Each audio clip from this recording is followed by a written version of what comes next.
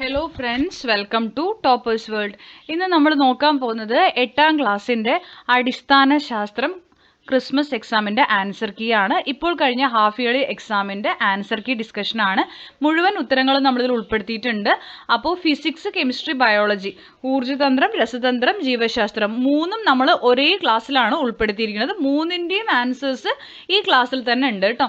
അപ്പോൾ ഇത് മലയാളം മീഡിയത്തിൻ്റെ ക്വസ്റ്റ്യൻ പേപ്പറിൻ്റെ ആൻസർ കീ ആണ്. ഇംഗ്ലീഷ് മീഡിയത്തിന് നമ്മൾ ഓൾറെഡി നമ്മുടെ ചാനലിൽ അപ്ലോഡ് ചെയ്തിട്ടുണ്ട്. 8ാം ക്ലാസ്സിൻ്റെ ഹാഫ് ഇയർലി പ്ലേലിസ്റ്റ് ചെക്ക് ചെയ്ത് കഴിഞ്ഞാൽ നിങ്ങൾക്ക് കിട്ടുന്നതായിരിക്കും. അപ്പോൾ എല്ലാവർക്കും ക്ലാസ്സിലേക്ക് സ്വാഗതം. ക്ലാസ് തുടങ്ങുന്നതിന് മുമ്പ് നമ്മുടെ ചാനൽ ആദ്യമായി കാണുന്നവരുണ്ടെങ്കിൽ ഒന്ന് സബ്സ്ക്രൈബ് ചെയ്ത് സപ്പോർട്ട് ചെയ്യുക. അതുപോലെ തന്നെ ഈ ക്ലാസ് കണ്ടു കഴിഞ്ഞ് നിങ്ങൾക്ക് ഉപകാരപ്പെട്ടു എന്ന് തോന്നുകയാണെങ്കിൽ മാത്രം ഒരു ലൈക്ക് തരിക. ഓക്കെ, അപ്പം നമുക്ക് നോക്കാം അടിസ്ഥാന ശാസ്ത്രം 8ാം ക്ലാസ്സിൻ്റെ. ഓക്കെ, അപ്പോൾ ആദ്യം തന്നെ ഫസ്റ്റ് ക്വസ്റ്റ്യൻ വരുന്നത്, ജലാശയത്തിന്റെ അടിത്തട്ടിലുള്ള ഒരു മുങ്ങൽ വിദഗ്ധന് ഉപരിതലത്തേക്കാൾ കൂടുതൽ മർദ്ദം അനുഭവപ്പെടുന്നതിന് കാരണം എന്താണ്? ഉത്തരം ഓപ്ഷൻ സി, ആഴം കൂടുന്തോറും ദ്രാവക മർദ്ദം കൂടുന്നതിനാൽ. 2. പ്രസ്താവന, വസ്തുക്കളിലെ വൈദ്യുത ചാർജിന്റെ സാന്നിധ്യം തിരിച്ചറിയുന്നതിനുള്ള ഉപകരണമാണ് ഇലക്ട്രോസ്കോപ്പ്. കാരണം ചാർജ് ചെയ്ത ഒരു ഇലക്ട്രോസ്കോപ്പിന്റെ ദളങ്ങൾ ദീർഘനേരം കഴിയുമ്പോൾ അടുത്തുവരും. അപ്പോൾ ഇതിൽ ശരിയായത് ബി ആണ്, ഓപ്ഷൻ ബി ആണ് ശരി. പ്രസ്താവനയും കാരണവും ശരിയാണ്, എന്നാൽ കാരണം പ്രസ്താവനയെ വിശദീകരിക്കുന്നില്ല. അടുത്തത് സെക്ഷൻ ബി, 3 മുതൽ 5 വരെയുള്ള ചോദ്യങ്ങൾക്ക് ഒന്നിൽ കൂടുതൽ വാചകങ്ങളിൽ ഉത്തരം എഴുതുക എന്നതാണ്. 2 ചോയ്സ് ആണ് നമുക്കുള്ളത്. 3, അടിസ്ഥാന അളവുകളുടെ യൂണിറ്റ് ആണ് അടിസ്ഥാന യൂണിറ്റുകൾ. ഒരു ദിവസത്തിന്റെ സമയദൈർഘ്യം അടിസ്ഥാന യൂണിറ്റിൽ എഴുതുക. അപ്പോൾ എ ക്വസ്റ്റിന്റെ ആൻസർ ആണ് 24 × 60 × 60 എത്ര വരും? 86,400 സെക്കൻഡ് ആൻസർ വരും. അടുത്തത് അടിസ്ഥാന യൂണിറ്റുകളുടെ പ്രത്യേകതകൾ എഴുതുക. ഏകീകൃത യൂണിറ്റുകളാണ്, അന്താരാഷ്ട്ര അംഗീകാരം ഉള്ളവയാണ്. ഇവയെ അടിസ്ഥാനമാക്കി മറ്റ് അളവുകളുടെ യൂണിറ്റുകൾ പ്രസ്താവിക്കാൻ കഴിയും. ഇനി 4A ചിത്രങ്ങൾ നിരീക്ഷിക്കുകയാണ്. നമുക്കിവിടെ കാന്തങ്ങളുടെ ചിത്രം തന്നിട്ടുണ്ട്. ഇവിടെ നോർത്ത്, അപ്പോൾ നമുക്കത് കണ്ടാൽ തന്നെ അറിയാം അത് വികർഷിക്കുകയുള്ളൂ.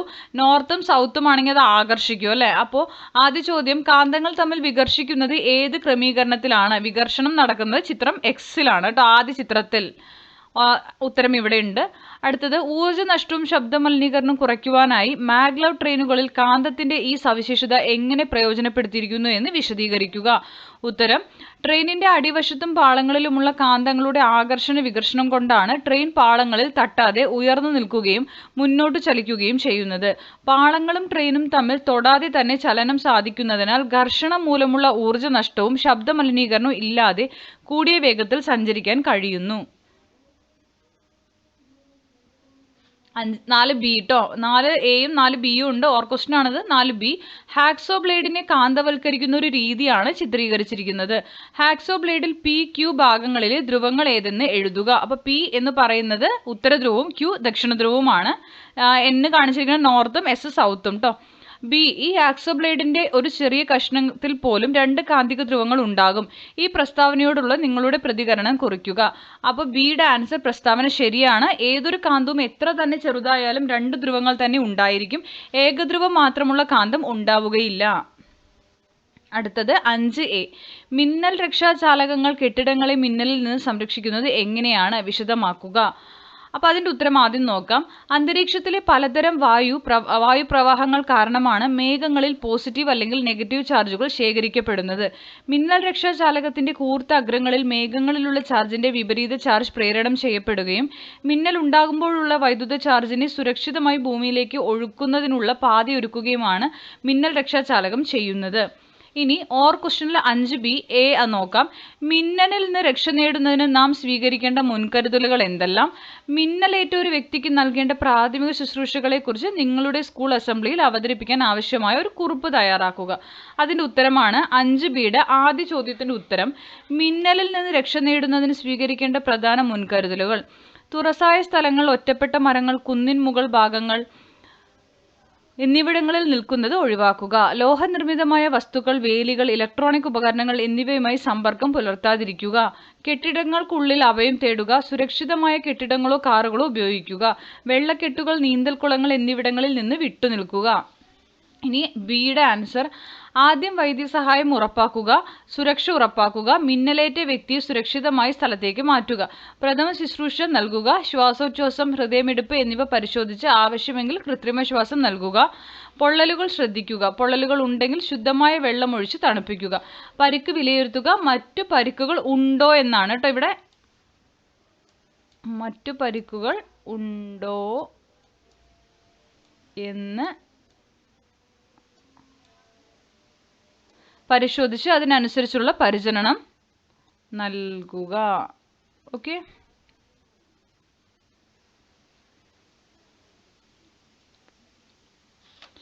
ഇനി സെക്ഷൻ സി ആണ്. 5 മുതൽ 9 വരെയുള്ള ചോദ്യങ്ങൾക്ക് ഉത്തരം എഴുതുകയാണ്. ഇതിൽ 8ാമത്തെ ചോദ്യത്തിന് ചോയ്സ് ഉണ്ട്. ഓരോ ചോദ്യത്തിനും 3 സ്കോർ വീതം. അപ്പോൾ ഇതിൽ 6ാമത്തെ ചോദ്യത്തിന് ക്വസ്റ്റ്യൻ ആണ്. 100 N ഭാരമുള്ള ഒരു കോൺക്രീറ്റ് കട്ട 2 വ്യത്യസ്ത രീതികളിൽ മണലിൽ ക്രമീകരിച്ചിരിക്കുന്ന ചിത്രങ്ങളാണ് തന്നിരിക്കുന്നത്. കട്ട തിരശ്ചീനമായി വയ്ക്കുമ്പോൾ അതിന് മണലുമായുള്ള സമ്പർക്ക പരപ്പളവ് 1 മീറ്റർ സ്ക്വയർ ആണ്. ലംബമായി വയ്ക്കുമ്പോൾ അതിൻ്റെ സമ്പർക്ക പരപ്പളവ് 0.25 മീറ്റർ സ്ക്വയർ ആണ്. ഏത് കോൺക്രീറ്റ് കട്ടയ്ക്കാണ് മണലിൽ കൂടുതൽ മർദ്ദം പ്രയോഗിക്കാനായത്? നിങ്ങളുടെ ഉത്തരം സാധൂകരിക്കുക. അപ്പോൾ മർദ്ദം കാണാനുള്ള ഫോർമുലയാണ് വ്യാപക മർദ്ദം ഹരിക്കണം പരപ്പളവ്, വ്യാപക മർദ്ദം ബൈ പരപ്പളവ്. തിരശ്ചീനമായി വയ്ക്കുമ്പോൾ 100/1 ചെയ്യുമ്പോൾ 100 തന്നെ വരും. പാസ്കൽ പ്രഷർ മർദ്ദത്തിൻ്റെ യൂണിറ്റ് ആണ് കേട്ടോ. ലംബമായി വയ്ക്കുമ്പോൾ 100/0.25 400 വരും. അപ്പോൾ ലംബമായി വയ്ക്കുമ്പോഴാണ് കൂടുതൽ മർദ്ദം അനുഭവപ്പെടുന്നത്. ഇതാണ് ഉത്തരം. അടുത്തത് 7. ഒരു കാർ 6 സെക്കൻഡ് സമയം കൊണ്ട് 90 മീറ്റർ ദൂരം സഞ്ചരിച്ചു. ഒരു ബസ് 2 മണിക്കൂർ സമയം കൊണ്ട് 120 കിലോമീറ്റർ ദൂരം സഞ്ചരിച്ചു. കൂടുതൽ വേഗത്തിൽ സഞ്ചരിച്ച വാഹനം ഏതെന്ന് കണ്ടെത്തുക. അപ്പോൾ കാറ് ആദ്യം വേഗം ദൂരം ബൈ സമയമാണ്. 90 മീറ്റർ ബൈ 6 സെക്കൻഡ് ചെയ്യുക, 15 വരും. ബസ്സിൻ്റെയും ദൂരം ബൈ സമയം ചെയ്യുക, 120/2 ചെയ്യുക. അപ്പം നമുക്ക് കിലോമീറ്ററിനെ മീറ്ററിലേക്ക് ആക്കുക, മണിക്കൂറിനെ സെക്കൻഡ്സിലേക്ക് ആക്കിയിട്ട് വേണം ഹരിക്കണമെങ്കിൽ. അങ്ങനെ ചെയ്യുമ്പോൾ ആൻസർ 16.67 വരും. അപ്പോൾ ബസ്സാണ് കൂടുതൽ വേഗത്തിൽ സഞ്ചരിക്കുന്നത്. ഇനി 8A, ഒഴുകാൻ കഴിയാതെ വൈദ്യുത ചാർജ് ഒരേ സ്ഥാനത്തു തന്നെ കേന്ദ്രീകരിക്കപ്പെടുന്നതാണ് സ്ഥിതവൈദ്യുതി. ക്വസ്റ്റ്യൻ, വസ്തുക്കളിൽ സ്ഥിതവൈദ്യുത ചാർജ് രൂപപ്പെടുന്നത് ഏതെല്ലാം രീതികളിലൂടെയാണ്? ബി, ഫോട്ടോ കോപ്പിയർ മെഷീനുകളിൽ സ്ഥിതവൈദ്യുതി പ്രയോജനപ്പെടുത്തിയിരിക്കുന്നത് എങ്ങനെയെന്ന് വിശദമാക്കുക. അതാദ്യം നോക്കാം കേട്ടോ. 8A ക്വസ്റ്റ്യൻ ആൻസർ, വസ്തുക്കൾ തമ്മിൽ ഉരസൽ വഴിയുള്ള ചാർജിങ്, സമ്പർക്കം വഴിയുള്ള ചാർജിങ്, പ്രേരണം മുഖേനയുള്ള ചാർജിങ്. അടുത്തത് ബി ആണ്. പ്രിന്റ് എടുക്കുമ്പോൾ ഡ്രമ്മിന്റെ ഉപരിതലത്തിൽ ഫോട്ടോസ്റ്റാറ്റ് എടുക്കേണ്ട അക്ഷരങ്ങളുടെ ആകൃതിയിൽ പോസിറ്റീവ് ചാർജുകളുടെ ഒരു വിതരണം കാണാം. ടോണർ അതിലെ കണങ്ങൾക്ക് നെഗറ്റീവ് ചാർജ് നൽകുന്നു. ഡ്രം കറങ്ങുമ്പോൾ ടോണർ കണങ്ങൾ അതിൽ പറ്റിപ്പിടിക്കുന്നു. ഇതുവഴി ഡ്രമ്മിന്റെ ഉപരിതലത്തിൽ പ്രമാണത്തിന്റെ ഒരു ചിത്രം ദൃശ്യമാകുന്നു. ഫോട്ടോസ്റ്റാറ്റ് എടുക്കേണ്ട കടലാസിന് ശക്തമായ പോസിറ്റീവ് ചാർജ് നൽകി ഡ്രമ്മിനടുത്തേക്ക് കടത്തിവിടുന്നു. ഇത് കാരണം ഡ്രമ്മിൽ പറ്റിപ്പിടിച്ചിരിക്കുന്ന ടോണർ കണങ്ങൾ കടലാസിലേക്ക് ആകർഷിക്കപ്പെടുകയും ചിത്രം കടലാസിൽ പതിക്കുകയും ചെയ്യുന്നു. ഇനി 8B ആണ്. ചോദ്യം ഞാൻ വായിക്കുന്നില്ല. ഓർ ക്വസ്റ്റ്യനിൽ വരുന്ന 8Bയുടെ A ആൻസർ ആണ് കേട്ടോ. A ചിത്രം ഇതുപോലെ വരും. അതിൻ്റെ B ആണിത്. B ചിത്രം ഇതുപോലെ വരയ്ക്കുക. നെഗറ്റീവായി ചാർജ് ചെയ്ത എബണൈറ്റ് റോഡ് അവിടെ തന്നെ വെച്ചുകൊണ്ട് ലോഹഗോളം എർത്ത് ചെയ്യുക. അപ്പോൾ ലോഹഗോളത്തിലുള്ള നെഗറ്റീവ് ചാർജ് എർത്തിങ് നടന്നതിനാൽ നഷ്ടപ്പെടുന്നു. ഇനി 9, തന്നിരിക്കുന്ന പ്രസ്താവനകൾക്കുള്ള കാരണങ്ങൾ എന്തെന്ന് വിശദമാക്കുകയാണ്. അപ്പോൾ ആദ്യം റബ്ബർ സക്കറുകൾ മിനുസമുള്ള പ്രതലത്തിൽ പറ്റിപ്പിടിക്കുന്നു. കാരണം ഇതാണ് ആൻസർ കേട്ടോ. റബ്ബർ സക്കറുകൾ മിനുസമുള്ള പ്രതലത്തിൽ പറ്റിപ്പിടിക്കുന്നു കാരണം അവ പ്രതലത്തിൽ അമർത്തുമ്പോൾ ഉള്ളിലെ വായു പുറത്തു പോവുകയും അതുവഴി ഉള്ളിൽ മർദ്ദം കുറയുകയും ചെയ്യുന്നു. പുറത്തുള്ള അന്തരീക്ഷ മർദ്ദം ഉള്ളിലെ കുറഞ്ഞ മർദ്ദത്തേക്കാൾ കൂടുതലായതുകൊണ്ടാണ് സക്കർ പ്രതലത്തിൽ പറ്റിപ്പിടിക്കുന്നത്. ഇനി ബി, നന്നായി ഊതി വീർപ്പിച്ച ബലൂൺ വെയിലത്ത് വെക്കുമ്പോൾ പൊട്ടിപ്പോകുന്നു. അപ്പോൾ ബിയുടെ ഉത്തരം, താപം ലഭിക്കുമ്പോൾ ബലൂണിനുള്ളിലെ വായു തന്മാത്രകൾക്ക് ഗതികോർജം കൂടുകയും അവ കൂടുതൽ വേഗത്തിൽ സഞ്ചരിക്കുകയും ചെയ്യുന്നു. ഇത് ബലൂണിൻ്റെ ഭിത്തിയിൽ ചെലുത്തുന്ന മർദ്ദം വർദ്ധിപ്പിക്കുന്നു. ബലൂൺ ഇതിനകം നന്നായി വീർപ്പിച്ചതിനാൽ ഈ അധിക മർദ്ദം താങ്ങാനാവാതെ അത് പൊട്ടിപ്പോകുന്നു. ഇനി സി ആണ്. ദിശ കണ്ടെത്താൻ കോമ്പസ് നാവികർ കാന്തിക കോമ്പസ് ഉപയോഗിക്കുന്നതിൻ്റെയാണ് കേട്ടോ. ദിശ കണ്ടെത്താൻ കോമ്പസ് സഹായിക്കുന്നു. ഭൂമിക്ക് ഒരു കാന്തിക ക്ഷേത്രമുണ്ട്. കോമ്പസിലെ കാന്തസൂചി എല്ലായ്പ്പോഴും ഭൂമിയുടെ കാന്തിക ധ്രുവങ്ങളിലേക്ക് വിരൽ ചൂണ്ടുന്നു, ഏകദേശം വടക്ക് തെക്ക് ദിശയിൽ. ഇത് ഉപയോഗിച്ച് നാവികർക്ക് കൃത്യമായ ദിശ മനസ്സിലാക്കാനും യാത്ര ചെയ്യാനും സാധിക്കുന്നു. ഇനി രസതന്ത്രമാണ്. അപ്പോൾ ഫിസിക്സ് അതായത് ഊർജ്ജതന്ത്രം കഴിഞ്ഞു കേട്ടോ. ഇനി നമുക്ക് രസതന്ത്രം കെമിസ്ട്രി ആണ്, അതിൻ്റെ ആൻസേഴ്സ് നോക്കാം. നിങ്ങൾക്ക് രസതന്ത്രം എന്ന് മലയാളത്തിലാണെങ്കിൽ അത് പറയുമ്പോൾ അറിയാതിരിക്കുന്നില്ലല്ലോ അല്ലേ. കെമിസ്ട്രി ആണ് കേട്ടോ ഈ രസതന്ത്രം എന്ന് പറയുന്നത്. നിങ്ങൾ മലയാളം മീഡിയം കുട്ടികൾക്ക് രസതന്ത്രം. അപ്പോൾ രസതന്ത്രത്തിൻ്റെ ആൻസേഴ്സ് നമുക്ക് നോക്കാം. ആദ്യ ചോദ്യം, ജലീയ ലായനിയിൽ ചുവപ്പ് ലിറ്റ്മസിന്റെ നിറം നീലയാക്കി മാറ്റാൻ കഴിയുന്ന പദാർത്ഥം ഏത്? ഉത്തരം മെഗ്നീഷ്യം ഓക്സൈഡ്. 2, ലോഹങ്ങളുടെ ചില പ്രത്യേകതകൾ നൽകിയിരിക്കുന്നു. അപ്പോൾ ഒന്നാമത്തെ ഏറ്റവും മികച്ച വൈദ്യുത ചാലകം വെള്ളിയാണ്. മൃദുലോഹം ലിഥിയം, ദ്രവനില കുറഞ്ഞ ലോഹം ഗാലിയമാണ്. ഉത്തരം ഓപ്ഷൻ സി ആണ് കേട്ടോ. ഇനി 3, അലോഹങ്ങളുടെ 2 സവിശേഷതകൾ. 4A 4B. ഇത്രയും ഉത്തരങ്ങളാണ് നമ്മൾ നോക്കാൻ പോകുന്നത്. 4Aയിലെ 2 ചോദ്യങ്ങൾ. ആദ്യ ചോദ്യം, ലോഹങ്ങളുടെ ഡക്റ്റിലിറ്റി പ്രയോജനപ്പെടുത്തുന്ന ഏതെങ്കിലും ഒരു സന്ദർഭം എഴുതുക. ബി, ചിലങ്കകൾ, ഇലത്താളം മുതലായവ നിർമ്മിക്കാൻ ലോഹങ്ങൾ ഉപയോഗിക്കാൻ കാരണമെന്ത്? അല്ലെങ്കിൽ 4Bയുടെ എ ക്വസ്റ്റ്യൻ, ലോഹങ്ങളുടെ ഉയർന്ന താപചാലകത പ്രയോജനപ്പെടുത്തുന്നതിന് നിത്യജീവിതത്തിൽ നിന്ന് നാം ഒരു ഉദാഹരണം എഴുതുക. ബി, ഗുളികകളും ആഹാര സാധനങ്ങളും പൊതിയുന്നതിന് അലുമിനിയം ഫോയിൽ ഉപയോഗിക്കുന്നത് എന്തുകൊണ്ട്? അപ്പം നമുക്ക് ആദ്യം 3ന്റെ ഉത്തരങ്ങൾ നോക്കാം. 3ന്റെ ഉത്തരം ലോഹദ്യുതി കാണിക്കുന്നില്ല, താപചാലകത കുറവാണ്. 4Aയിലെ എ ആൻസർ, ആഭരണ നിർമ്മാണത്തിൽ സ്വർണം ഉപയോഗിക്കുന്നത്. ബിയുടെ ആൻസർ സൊണോറിറ്റി ആണ് കേട്ടോ. സൊണോറിറ്റി. ഇതിൽ എനിക്ക് എഴുതാൻ കുറച്ച് ബുദ്ധിമുട്ടാണ് ഇത് വെച്ചിട്ട്, അതുകൊണ്ടാണ്. സോറി. നിങ്ങൾക്ക് മനസ്സിലായി എന്ന് വിചാരിക്കുന്നു. സൊണോറിറ്റി കാരണമാണ് കേട്ടോ. ദെൻ ഇനി 4B ആണ്. 4B എ ക്വസ്റ്റിൻ്റെ ആൻസർ പാത്രങ്ങളുടെ നിർമ്മാണം. അതുപോലെ തന്നെ ബിയുടെ ആൻസർ വായു, ഈർപ്പം, പ്രകാശം എന്നിവയെ അകത്തേക്ക് കടത്തിവിടുന്നില്ല.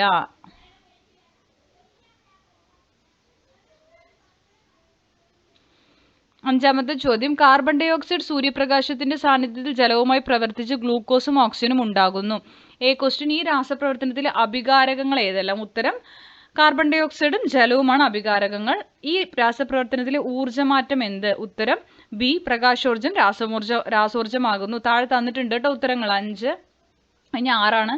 ചുവടെ നൽകിയിരിക്കുന്ന പദാർത്ഥങ്ങൾ നേർപ്പിച്ച ഹൈഡ്രോക്ലോറിക് ആസിഡുമായി പ്രവർത്തിപ്പിച്ചാൽ ഓരോന്നിലും ഉൽപ്പാദിപ്പിക്കപ്പെടുന്ന വാതകം ഏതെന്ന് എഴുതുക. സിങ്കും സോഡിയം കാർബണേറ്റിലും നമ്മൾ നോക്കണം. അപ്പം സിങ്ക് കഷ്ണങ്ങളിൽ വരുന്നത് എയിൽ ഹൈഡ്രജൻ വാതകം ഉണ്ടാകും. സോഡിയം കാർബണേറ്റിലാണെങ്കിൽ ബിയിൽ കാർബൺ ഡൈ ഓക്സൈഡ് ഉണ്ടാവും. താഴെ തന്നിരിക്കുന്നതാണ് ഉത്തരങ്ങൾ കേട്ടോ. 6 AB. നെക്സ്റ്റ് 7, തന്നിരിക്കുന്ന മൂലകങ്ങളുടെ പ്രതീകവും ലാറ്റിൻ നാമവും എഴുതി പട്ടിക പൂർത്തിയാക്കുക. അപ്പോൾ സോഡിയത്തിന്റെ പ്രതീകം എന്ന് പറയുന്നത് ഞാനിവിടെ എഴുതാം, താഴെ ഉത്തരം കൊടുത്തിട്ടുണ്ട്. Na ആണ്. അതിൻ്റെ ലാറ്റിൻ പേര് നാട്രിയം. ഇതിലെനിക്ക് എഴുതാൻ ബുദ്ധിമുട്ടാണ്, എങ്കിലും എഴുതാം നാട്രിയം. ഇരുമ്പിൻ്റെ പ്രതീകം എന്ന് പറയുന്നത് Fe ആണ്. ഫെറം എന്നാണ് പറയുക കേട്ടോ. ഓക്കെ, താഴെ തന്നിട്ടുണ്ട് ABCD. Okay, NaBFe. ആ ABCD കോളത്തിൽ നിങ്ങൾ ഇത് എടുത്തെഴുതിയാൽ മതി, നിങ്ങളുടെ ആൻസർ ആവും. ഓക്കെ, ഇനി 8, ചില ലായനികളുടെ pH മൂല്യം ചുവടെ കൊടുത്തിരിക്കുന്നു. അപ്പോൾ ലായനികൾ തന്നിട്ടുണ്ട്. ഇവയിൽ ആസിഡിക് ഗുണം കൂടിയ ലായനി. അപ്പോൾ നിങ്ങൾക്ക് അറിയാലോ, 7ൽ കുറവാണെങ്കിൽ ആസിഡാണ്, 7ൽ കൂടുതലാണെങ്കിൽ ബേസ് ആൽക്കലി ആണ് കേട്ടോ. അപ്പോൾ ഇതിൽ തന്നെ 7ൽ കുറവ് ഉള്ളത് ഏതാ? 2 ആണ്. അപ്പോൾ ലായനി A ആണ് ആസിഡിക് ഗുണം കൂടുതൽ കാണിക്കുന്നത്. ഇനി ബി, ഏത് ലിറ്റ്മസ് പേപ്പർ മുക്കിയാലും നിറവ്യത്യാസം കാണിക്കാത്ത ലായനി ഇവയിൽ ഏതാണെന്ന് എഴുതുക. അപ്പോൾ ആസിഡും അല്ല ആൽക്കലിയും അല്ലാണ്ട് നിൽക്കുന്നത് എപ്പോഴും 7 എന്ന് പറയുന്നതായിരിക്കും. അപ്പോൾ ലായനി C ആണ് ഉത്തരം. അല്ലെങ്കിൽ 8B, തന്നിരിക്കുന്ന ലായനികളും അവയുടെ pH മൂല്യങ്ങളും പരിഗണിച്ച് താഴെയുള്ള ചോദ്യങ്ങൾക്ക് ഉത്തരം എഴുതണം. ഇവയിൽ അലോഹ ഓക്സൈഡുകളുടെ ജലീയ ലായനി ഏത്? ലായനി 4 ആണ് കേട്ടോ. ലായനി എന്നില്ല കേട്ടോ. ഇനി ഇത് തെറ്റാന്ന് പറയണ്ട, ലായനി അറിയാതെ വന്നതാണ്. ഈ ഒരു ഇതില്ല കേട്ടോ, ലായനി എന്ന് വായിച്ചാൽ മതി. ലായനിയാണ്. ലായനി 4. അപ്പോൾ തന്നിരിക്കുന്നതിൽ കൂടുതൽ ബേസിക് ഗുണം കാണിക്കുന്ന ലായനി 1 കേട്ടോ. ലായനി 1. അടുത്തത് 9, 10 ചോദ്യങ്ങളാണ്. അപ്പോൾ 9ാമത്തെ ചോദ്യം, ചുണ്ണാമ്പ് വെള്ളത്തെ പാൽ നിറമാക്കുന്ന വാതകം carbon dioxide CO2. Caustic soda എന്നറിയപ്പെടുന്ന രാസപദാർത്ഥം ഏതാ? NaOH, sodium hydroxide. ഓക്കെ, അടുത്തത് സോഡിയം ക്ലോറൈഡ് ലായനിയിലേക്ക് സിൽവർ നൈട്രേറ്റ് ലായനി ചേർക്കുമ്പോൾ ഉണ്ടാകുന്ന വെളുത്ത അവക്ഷിപ്തം AgCl. ഓക്കെ, 10A और 10B ഉണ്ട്. നമുക്ക് 10A ആദ്യ ചോദ്യം, സോഡിയവും പൊട്ടാസ്യവും സാധാരണയായി മണ്ണെണ്ണയിലാണ് സൂക്ഷിക്കാറുള്ളത്. എന്തുകൊണ്ടാ? ക്രിയാശീലത കൂടുതലായതിനാൽ. ബി, ഇരുമ്പ് പാത്രങ്ങൾക്ക് പകരം സ്റ്റെയിൻലെസ് സ്റ്റീൽ പാത്രങ്ങളാണ് നാം കൂടുതലായി ഉപയോഗിക്കുന്നത്. എന്തുകൊണ്ട്? ആൻസർ, ഇരുമ്പ് പല ഭക്ഷണ പദാർത്ഥങ്ങളുമായി പ്രവർത്തിച്ച് മറ്റു പല ഉൽപ്പന്നങ്ങൾ ഉണ്ടാകുന്നു. സി, സ്വർണ്ണാഭരണങ്ങൾ വായുവിൽ തുറന്നു വെച്ചാലും തിളക്കം മങ്ങുന്നില്ല. ഉത്തരം സി ആണ്, സ്വർണത്തിന് വായുവുമായി രാസപ്രവർത്തനം ഇല്ലാത്തതിനാൽ. അടുത്തത് 10B ആണ്. നമുക്ക് 10BA ആൻസർ, ലോഹനാശനം തടയാൻ 2 മാർഗങ്ങൾ നിർദ്ദേശിക്കുക. പെയിന്റ് അടിക്കുക, ലോഹസങ്കരങ്ങളാക്കുക. അപ്പോൾ ലോഹനാശനം സംഭവിക്കില്ല. ബി, ഇരുമ്പ് കൊണ്ട് നിർമ്മിച്ച വസ്തുക്കൾ സാധാരണയായി ഈർപ്പം, വായു ഇവയുടെ സാന്നിധ്യത്തിൽ തുരുമ്പിക്കുമല്ലോ. ഈ പ്രവർത്തനം വേഗത്തിലാക്കുന്ന മറ്റേതെങ്കിലും ഒരു ഘടകം ഏത്? ആസിഡുകളുടെ സാന്നിധ്യം. അടുത്തത് ജീവശാസ്ത്രമാണ്, ബയോളജി കേട്ടോ. ജീവശാസ്ത്രത്തിന്റെ ആൻസേഴ്സ് നമുക്ക് നോക്കാം. അപ്പോൾ AB കോളങ്ങളിൽ ജോഡി ചേർത്ത് എഴുതണം. നമുക്ക് മാച്ച് ചെയ്യാനാണ്. അപ്പോൾ റുഡോൾഫ് വിർഷോ എന്താണ് ഇയാൾ പറഞ്ഞത്? P2 മാർക്ക് ചെയ്യുക കേട്ടോ. ഇതിൽ മാർക്ക് ചെയ്തത് നിലവിലുള്ള കോശങ്ങളിൽ നിന്നാണ് പുതിയ കോശങ്ങൾ രൂപപ്പെടുന്നത്. അടുത്തത് ജേക്കബ് ഷ്ലീഡൻ എന്താണ് പറഞ്ഞത്? എല്ലാ Q3 മാർക്ക് ചെയ്യുക. എല്ലാ സസ്യങ്ങളും കോശങ്ങളാൽ നിർമ്മിതമാണ്. റോബർട്ട് ഹുക്കാണ് കോശം കണ്ടുപിടിച്ചത്. തിയോഡർ ഷ്വാൻ ആണ് ജന്തു ശരീരം കോശങ്ങളാൽ നിർമ്മിതമാണെന്ന് പറഞ്ഞത്. അപ്പോൾ ഉത്തരം ഓപ്ഷൻ സി. രണ്ടാമത്തതിൽ നമുക്ക് 1, 3 ശരിയും 2 തെറ്റാണ്. 1, 3 ശരിയാണ്, 2 തെറ്റ്. ഓപ്ഷൻ ബി ആണ് കറക്റ്റ്. അടുത്തത് നമുക്ക് 3 മുതൽ മൂന്നാമത്തെ ചോദ്യം, പ്രകൃതിയിൽ സഹജീവനത്തിന്റെ ഏറ്റവും നല്ല ഉദാഹരണമാണ് ലൈക്കനുകൾ. ഈ പ്രസ്താവനയോട് നിങ്ങൾ യോജിക്കുന്നുണ്ടോ? എന്തുകൊണ്ട്? 4A, ഫംഗസുകൾ ശവോപജീവികൾ എന്നറിയപ്പെടുന്നു. ഈ പ്രസ്താവന വിശകലനം ചെയ്ത് കാരണം എഴുതുക. ഇനി ബി, ഫംഗസുകളിൽ രോഗകാരികളും ഉപകാരികളും ഉണ്ട്. ഈ പ്രസ്താവന ശരിയോ? വിശദമാക്കുക. ഇനി 5, പ്രോകാരിയോട്ട് കോശങ്ങളിൽ നിന്ന് യൂകാരിയോട്ട് കോശങ്ങൾ പരിണമിച്ചപ്പോൾ അവയുടെ സങ്കീർണതയ്ക്കുണ്ടായ മാറ്റം വിശദീകരിക്കുക. ഇനി 6A, 6B ഉണ്ട്. 6A എന്താ? വൂൾഫിയ, അസോള, ആഫ്രിക്കൻ പായലുകൾ എന്നിവ ലളിതമായ ശരീരഘടന ഉള്ളവയാണ്. എന്നാൽ വൂൾഫിയെ മറ്റൊരു ഫാമിലിയിലാണ് ഉൾപ്പെടുത്തിയിരിക്കുന്നത്. കാരണം വ്യക്തമാക്കുക. അല്ലെങ്കിൽ 6B, മനുഷ്യരിൽ വംശീയ വ്യത്യാസങ്ങൾ പ്രകടമാണെങ്കിലും എല്ലാ മനുഷ്യരെയും സാപ്പിയൻസ് എന്ന സ്പീഷീസിൽ ഉൾപ്പെടുത്തിയിരിക്കുന്നു. എന്താണ് കാരണം? അപ്പോൾ 3, 4, 5, 6 ഇത്രയും നമ്മളിനി നോക്കും. മൂന്നാമത്തെ ചോദ്യം, ലൈക്കൻസിന്റെ യോജിക്കുന്നു. ഫംഗസ് ആൽഗെ അല്ലെങ്കിൽ ഫംഗസ് സയനോബാക്ടീരിയ തമ്മിലുള്ള സഹജീവനമാണ് ലൈക്കനുകൾ. ഫംഗസ് ഘടനയും സംരക്ഷണവും നൽകുമ്പോൾ ആൽഗ സയനോബാക്ടീരിയ എന്നിവ ആഹാരം ഉൽപ്പാദിപ്പിക്കുന്നു. ഇനി 4A, ക്ലോറോഫിൽ ഇല്ലാത്തതിനാൽ പ്രകാശ സംശ്ലേഷണം നടത്താൻ കഴിയാത്ത ഫംഗസുകൾ മൃദവും ചീഞ്ഞഴുകുന്നതുമായ വസ്തുക്കളിൽ നിന്ന് പോഷകങ്ങൾ ആഗിരണം ചെയ്യുന്നു. ഇനി 4B, ചില കൂണുകൾ ഭക്ഷ്യയോഗ്യമാണ്. ഈസ്റ്റ് ബേക്കിങ്ങിലും അതുപോലെ വൈൻ, ആൽക്കഹോൾ തയ്യാറാക്കാനും ഉപയോഗിക്കുന്നു. ഈസ്റ്റ്, ബേക്കിംഗ്, വൈൻ, ആൽക്കഹോൾ ഇതൊക്കെ തയ്യാറാക്കാൻ ഉപയോഗിക്കും. ചില ഫംഗസുകൾ കാൻഡിഡിയാസിസ്, റിംഗ്വേം പോലുള്ള രോഗങ്ങൾക്ക് കാരണമാകുന്നു.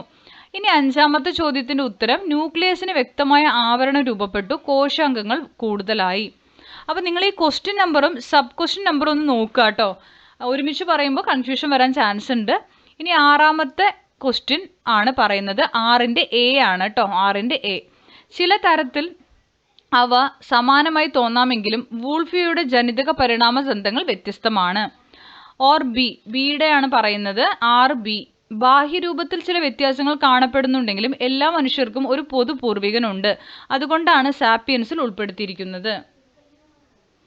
ഇനി നമുക്ക് 7A അല്ലെങ്കിൽ 7B ആണ്. 7Aയുടെ ആദ്യ ചോദ്യം, ഒരു സിമ്പിൾ മൈക്രോസ്കോപ്പിനെ അപേക്ഷിച്ച് കൂടുതൽ വ്യക്തതയോടുകൂടി വസ്തുക്കളെ കാണാൻ കോമ്പൗണ്ട് മൈക്രോസ്കോപ്പിൽ സാധിക്കുന്നു. കാരണം എന്ത്?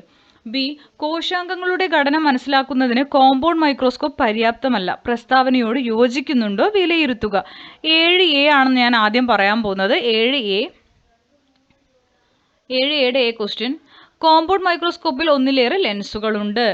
ബിയുടെ ആൻസർ, 1000 മടങ്ങ് ആവർത്തന ശേഷിയുള്ള കോമ്പൗണ്ട് മൈക്രോസ്കോപ്പിലൂടെ കാണാൻ കഴിയുന്നവയേക്കാൾ ചെറുതാണ് കോശാംഗങ്ങൾ. ഇനി നമുക്ക് 7B ആണ്. 7B ക്വസ്റ്റ്യൻ ഒന്ന് നോക്കാം കേട്ടോ. സസ്യങ്ങളിൽ വിവിധ കലകളായി വികസിക്കാൻ കഴിയുന്ന സവിശേഷ കോശങ്ങൾ ഏത്? പ്രസ്താവനയിൽ പരാമർശിച്ചിരിക്കുന്ന സവിശേഷ കോശങ്ങളുടെ പ്രത്യേകതകൾ എന്തെല്ലാം? അപ്പോൾ 7Bയുടെ എ ക്വസ്റ്റ്യൻ്റെ ആൻസർ മെരിസ്റ്റമിക് കോശങ്ങളാണ്. മെരിസ്റ്റമിക കോശങ്ങൾ. ബിയുടെ ആൻസർ മെരിസ്റ്റമിക കോശങ്ങളിൽ നേരിയ കോശഭിത്തിയും നിറയെ കോശദ്രവ്യവും വലുപ്പം കൂടിയ മർമ്മവുമുണ്ട്. ഇവ തുടർച്ചയായി വിഭജിക്കാൻ കഴിവുള്ളവയാണ്. ഇനി 8 ചിത്രീകരണം നിരീക്ഷിച്ച് ചോദ്യങ്ങൾക്ക് ഉത്തരം എഴുതാനാണ്. വളങ്ങൾ. 1 ജീവാണുവളം, നാനോ വളങ്ങൾ. നാനോ വളങ്ങളുടെ അടിയിൽ nano urea, nano phosphate, nano magnesium sulphate. അപ്പോൾ ഇതിൽ തന്നെ നമുക്ക് ഏഴ് ചോദ്യം. 1 തിരിച്ചറിഞ്ഞ് അവ അപ്രകാരം അറിയപ്പെടാനുള്ള കാരണം വ്യക്തമാക്കുക. 1 എന്താണ്? ജീവാണുവളമാണ്.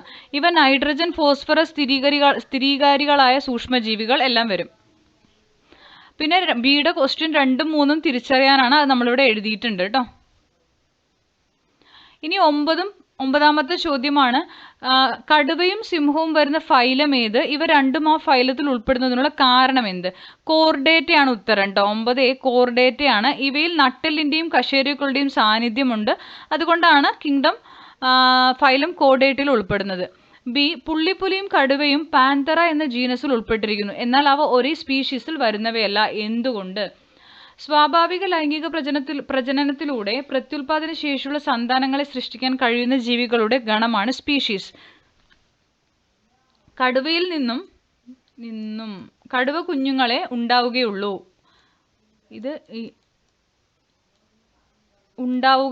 പുള്ളിപ്പുലിയും അങ്ങനെ തന്നെ.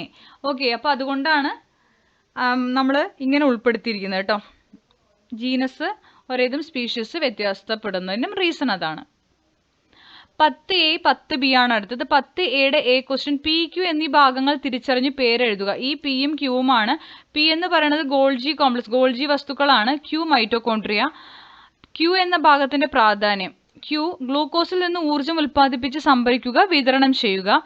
Cയുടെ പ്ലാസ്മ സ്തരം വർണ്ണതാര്യ സ്തരം എന്നറിയപ്പെടുന്നു. കാരണം പ്ലാസ്മ സ്തരം എല്ലാ വസ്തുക്കളെയും കടത്തിവിടുന്നില്ല. അടുത്തത് 10B ആണ്. 10B എന്ന് പറയുന്നത് നമുക്ക് പാരൻകൈമ, സ്ക്ലിറൻകൈമ, കോളൻകൈമയുടെ ചിത്രങ്ങളാണ്. അതിൽ നമ്മൾ എ ക്വസ്റ്റ്യൻ എക്സ്, വൈ എന്നിവ തിരിച്ചറിഞ്ഞ് പ്രാധാന്യം എഴുതണം. X collenchyma, Y parenchyma. X എന്താ? കോളൻകൈമ ആകൃതി നിലനിർത്താൻ സഹായിക്കുന്നു. ആൻസർ ആണ് പറയുന്നത്. വൈ പാരൻകൈമ പ്രകാശ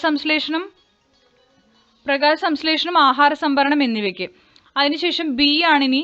ഇസഡ് എന്ന കല, ഈ സെഡിന്റെ കാര്യമാണ്. ഇസഡ് എന്ന കല സസ്യഭാഗങ്ങൾക്ക് ദൃഢതയും താങ്ങും നൽകുന്നു. ഈ കലയുടെ എന്തെല്ലാം സവിശേഷതകളാണ് അതിന് സഹായിക്കുന്നത്? അപ്പോൾ ബിയുടെ ആൻസർ സ്ക്ലിറൻ കൈമയിൽ എല്ലാ ഭാഗത്തും കട്ടികൂടിയ ഭിത്തിയുള്ളതുമായ കോശങ്ങളുണ്ട്. സി സസ്യങ്ങളിൽ കാണുന്ന സങ്കീർണ കലകൾ ഏതെല്ലാം? ലളിത കലകളിൽ നിന്നും സങ്കീർണ കലകൾ എങ്ങനെ വ്യത്യാസപ്പെട്ടിരിക്കുന്നു? അപ്പോൾ സി എന്താ? Xylem, phloem. ലളിത കലകളിൽ ഒരേ തരത്തിലുള്ള കോശങ്ങൾ, എന്നാൽ സങ്കീർണ കലകളിൽ വ്യത്യസ്ത വലുപ്പത്തിലും ആകൃതിയിലുമുള്ള കോശങ്ങൾ. അപ്പോൾ 10 ക്വസ്റ്റ്യൻ്റെ ആൻസർ നമ്മൾ പറഞ്ഞിട്ടുണ്ട്. നമ്മൾ ഫിസിക്സ്, കെമിസ്ട്രി, ബയോളജി, അതായത് ഊർജ്ജതന്ത്രം, രസതന്ത്രം, ജീവശാസ്ത്രവും കംപ്ലീറ്റ് ചെയ്തിട്ടുണ്ട്. അപ്പോൾ എല്ലാവരും ഉത്തരങ്ങൾ ആവശ്യമുണ്ടെങ്കിൽ എല്ലാം എഴുതിയെടുക്കുക. ക്ലാസ്സുകളെല്ലാം കണ്ട് ഇഷ്ടപ്പെടുന്നെങ്കിൽ ഒന്ന് ലൈക്ക് ചെയ്യുക, സബ്സ്ക്രൈബ് ചെയ്യുക. അതുപോലെ തന്നെ നിങ്ങളുടെ കമൻറ്റുകൾ അറിയിക്കുക. തുടർന്ന് വാച്ച് ചെയ്യുക. Thank you for watching.